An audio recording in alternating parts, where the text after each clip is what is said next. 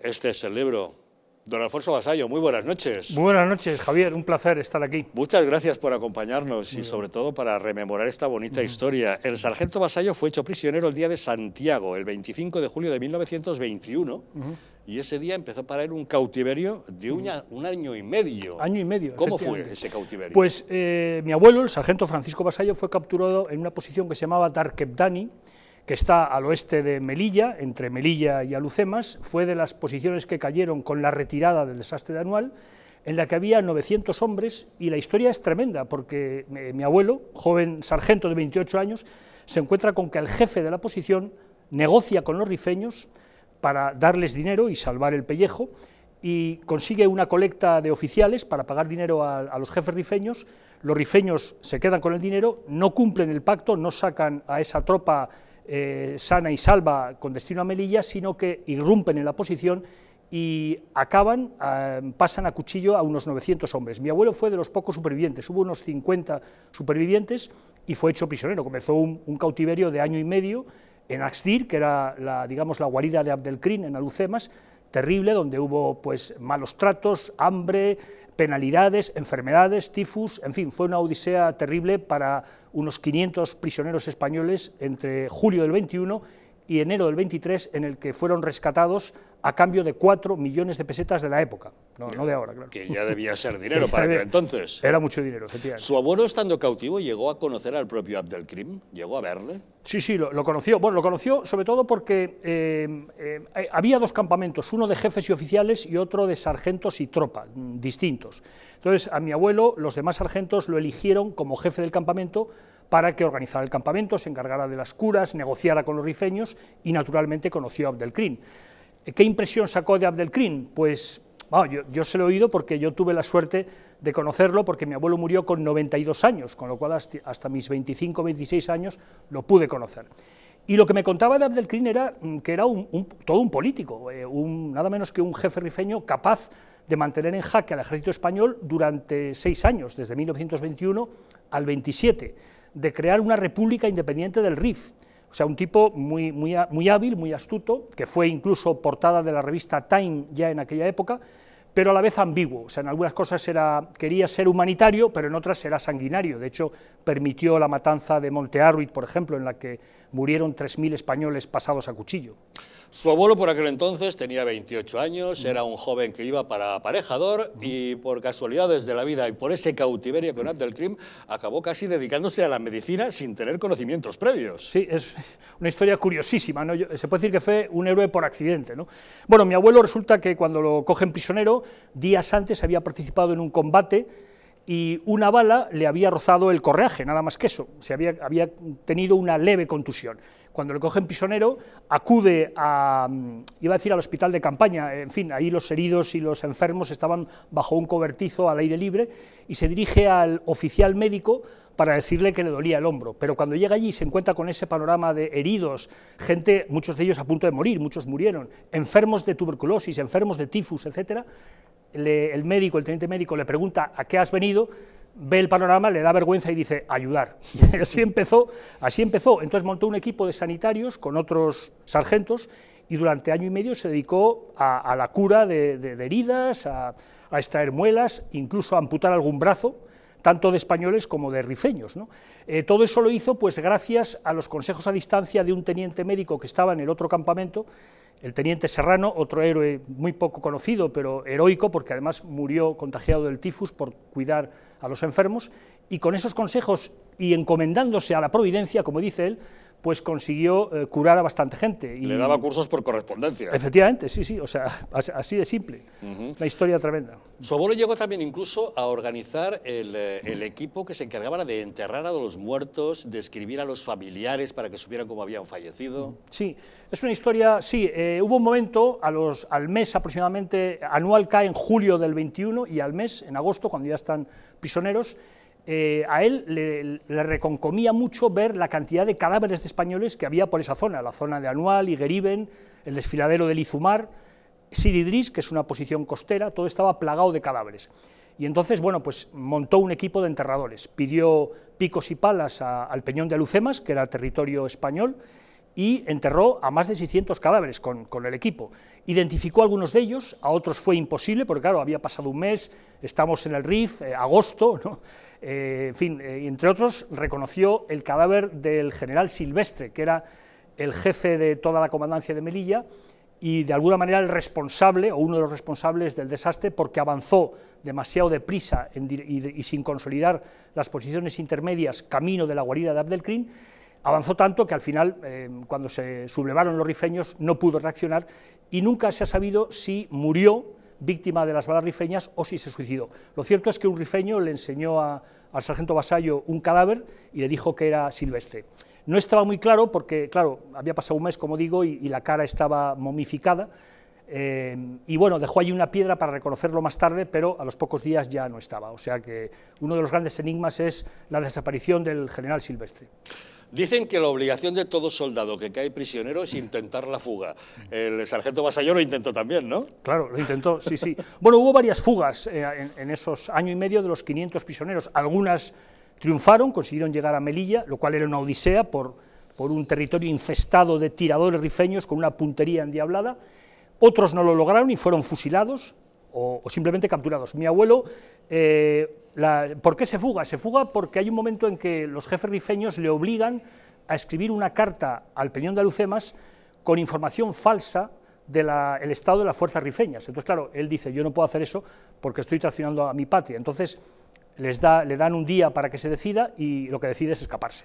Se va con otros 9 españoles, ayudados por un rifeño que estaba conchavado, y recorren 14 kilómetros desde el interior del Rif hasta la bahía de Alucemas para coger una barca e intentar llegar al Peñón. Debido al mal estado del mar no pueden hacerlo, se refugian en casa de otro rifeño y ese otro rifeño les delata y lo capturan. Y cuando lo capturaron, el sargento Vasallo estaba convencido de que lo fusilaban. Sin embargo, curiosamente, no le fusilaron a él, sino al rifeño que les había ayudado a escapar, y además con una ráfaga de ametralladora, lo cual era bastante salvaje, ¿no? Hace un momento hemos mencionado las heroicas cargas del regimiento Alcántara, de aquellos jinetes que dieron su vida por proteger la retirada de los españoles hacia Melilla. Uno de los héroes que participó en esas cargas del Alcántara fue el teniente Julián Troncoso, que acabó también prisionero y que coincidió con su abuelo en ese cautiverio, ¿no? Sí, sí, efectivamente. Troncoso lo conoció, hablo de él en el libro. Es un personaje fascinante, como otros muchos que se juntaron en el cautiverio. Fue jinete de Alcántara, después también hizo de médico, sin saber de medicina. De hecho, mi abuelo, el sargento Vasallo, ayudó a Troncoso, y posteriormente tiene una historia que yo lo menciono en el libro, no sé si es de James Bond o de Anacleto, agente secreto, porque ya después, en la guerra civil, fue comandante de fronteras en Irún, en el bando de Franco, y se dedicó a capturar barcos y submarinos republicanos. Uno de esos submarinos que lo quiso capturar, disfrazado con un pequeño comando, pues al final le capturaron a él, le fue entregado a las autoridades francesas, estuvo a punto de ser fusilado y sin embargo al final España lo devolvió. Luego llegó a ser un personaje importante en el mundo del deporte, porque era un gran deportista, era campeón de hípica y bueno, tuvo cargos en el Real Zaragoza y en el Madrid, posteriormente durante la posguerra, ¿no? Ha mencionado usted que finalmente los cautivos fueron liberados gracias al pago de un rescate de 4 millones de pesetas, que tengo entendido que el mediador y quien no sé si financió o llevó esos 4 millones fue Horacio Echevarrieta, un industrial bilbaíno que fue el fundador de lo que sería luego la compañía aérea Iberia. Sí, fue uno de los fundadores. Echevarrieta merecería otro libro, de hecho hay algún libro publicado sobre él, ¿no? Era un millonario vasco, emprendedor, fue el impulsor no solo de los orígenes de Iberia, sino también de los astilleros españoles, era un mecenas de las artes, era republicano, amigo de Indalecio Prieto y al mismo tiempo amigo de Alfonso XIII. Aquí hay que ser amigo de todos para conseguir cosas, y Horacio Echevarrieta era un conseguidor nato. Sacaba a pasear a Alfonso XIII en su yate por el Cantábrico, y naturalmente también era amigo de Abdelkrim. Entonces, gracias a este entrecruzamiento de amistades, Echevarrieta fue el empresario que impulsó la negociación. Fue muy complicada la negociación porque al principio los gobiernos españoles que se iban sucediendo después del desastre no querían hacer el rescate porque eso significaba financiar a Abdelkrim. Otros sí que querían, luego había las familias de millares de españoles que no sabían que había sido de sus deudos, ¿no?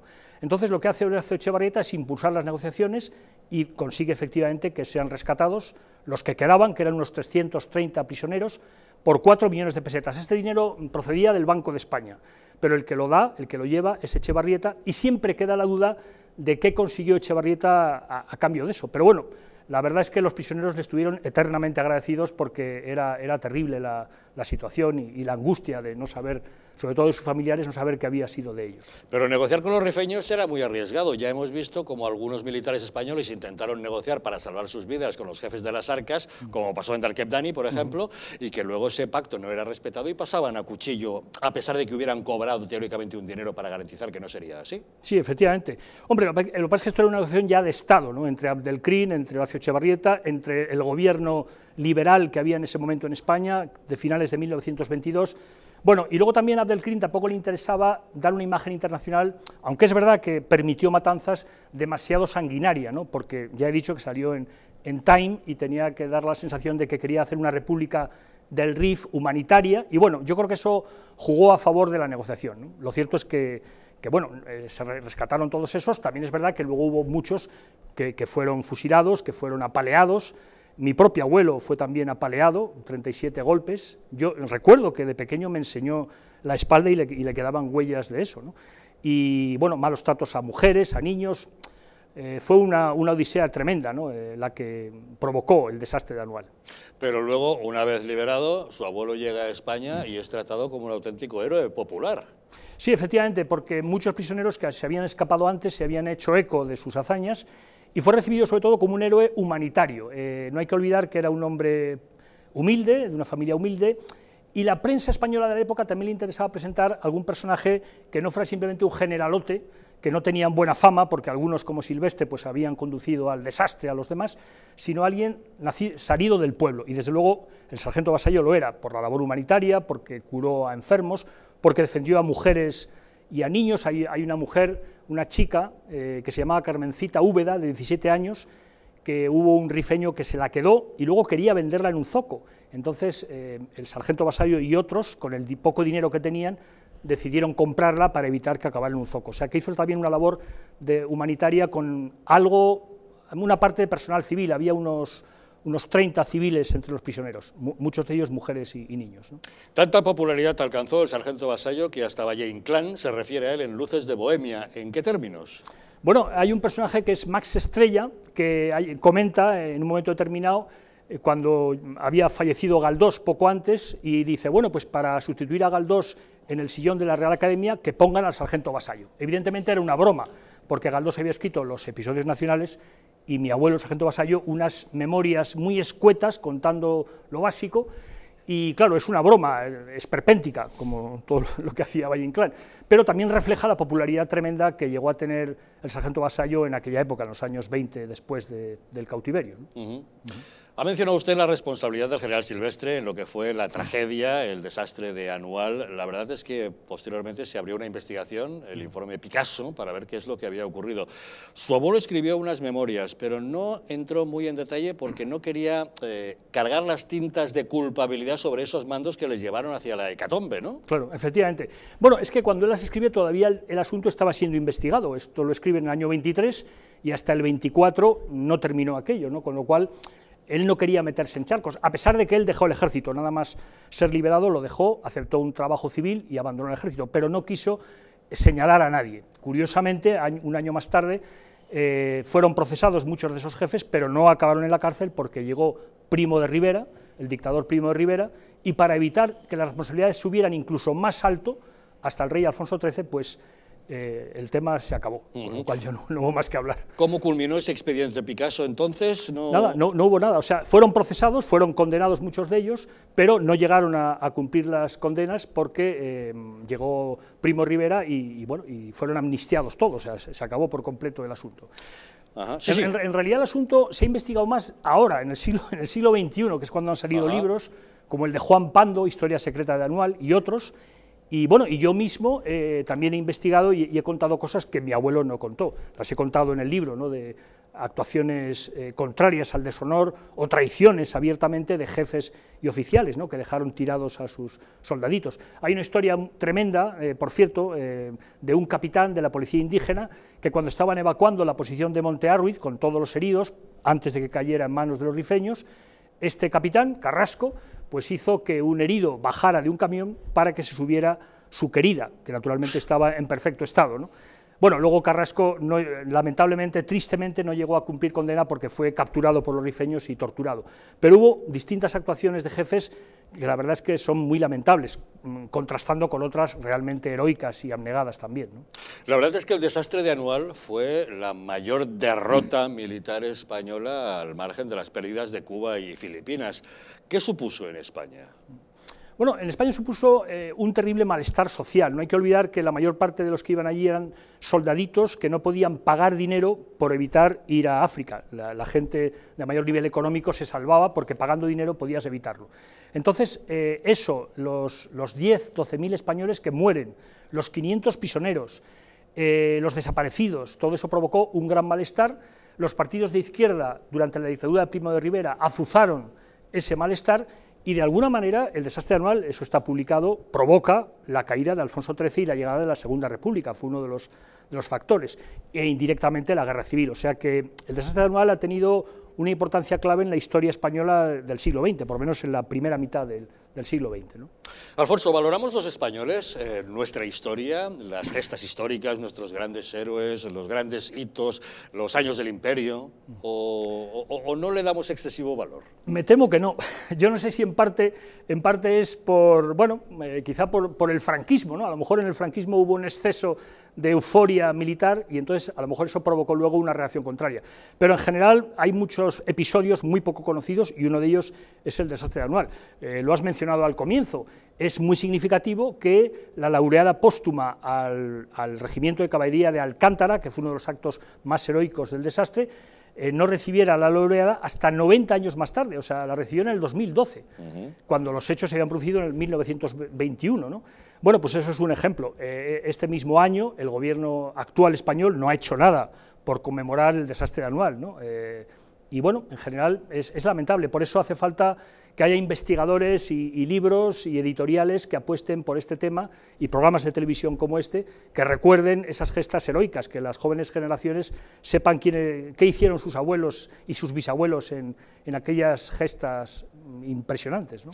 Bueno, nuestro gobierno tampoco ha puesto mucho interés en celebrar el 5º centenario de la primera circunnavegación, una hazaña española, la empresa de Magallanes y Elcano, la primera vuelta al mundo que supone la primera globalización de la que tanto se habla ahora en el siglo XXI y que tiene un origen hace 5 siglos gracias al ímpetu y el empeño de los españoles, ¿no? Sí, no, es cierto. Da la impresión de que no queremos reivindicar ese pasado glorioso. No, es verdad, a diferencia de, no sé, los norteamericanos o los franceses. Yo siempre comento, me lo han dicho en las presentaciones del libro, dice, de aquí podría ser una película. Está clarísimo que si estuviéramos en Hollywood, pues yo me imagino a un Clint Eastwood haciendo una película sobre cantidad de hechos heroicos, la defensa del aeródromo de Celuán, por ejemplo, que la cuento ahí, es épica, ¿no? O bueno, Monte Arruiz o Dark Ebdani, la carga de caballería de Alcántara. Bueno, hay cantidad de gestas impresionantes que darían para películas, novelas, pero aquí tenemos un extraño complejo y no nos atrevemos. Ha mencionado usted, Estados Unidos apenas tiene 200 años de historia, nosotros tenemos 5 siglos y sin embargo ellos han convertido el western,